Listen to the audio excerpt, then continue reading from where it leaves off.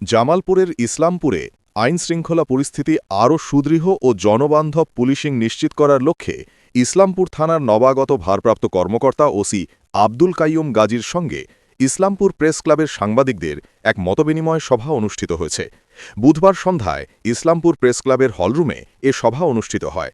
সভায় প্রেস ক্লাবের সভাপতি মোরাদুজ্জামানের সভাপতিত্বে এবং সাধারণ সম্পাদক হাফিজ লিটনের সঞ্চালনায় বক্তব্য রাখেন দৈনিক ইনকিলাবের প্রতিনিধি ফিরোজ খান লোহানী, দৈনিক জবাবদিহি প্রতিনিধি আলমাস হোসেন আওয়াল, দৈনিক নয়া দিগন্তের জামালপুর প্রতিনিধি খাদেমুল হক বাবুল, পল্লীকণ্ঠ প্রতিদিনের প্রতিনিধি আব্দুস সামাদ ও নাগরিক টিভির জামালপুর জেলা প্রতিনিধি আবদুল্লাহ আল লোমান সহ বিভিন্ন প্রিন্ট ও ইলেকট্রনিক মিডিয়ায় কর্মরত সাংবাদিকরা।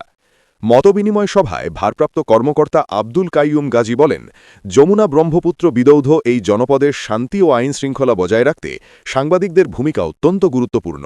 আপনাদের গঠনমূলক সহযোগিতা পেলে ইসলামপুর থানাকে মাদক, জুয়া ও সব ধরনের অপরাধমুক্ত রাখতে আমরা দৃঢ়ভাবে কাজ করতে পারব। তিনি সকল সাংবাদিকের সহযোগিতা ও পরামর্শ কামনা করেন।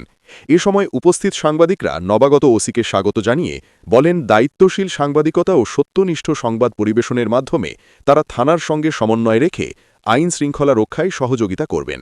পাশাপাশি এলাকার বিভিন্ন সমস্যা ও অপরাধ সংক্রান্ত তথ্য যথাসময়ে প্রশাসনের নজরে আনার অঙ্গীকার ব্যক্ত করেন।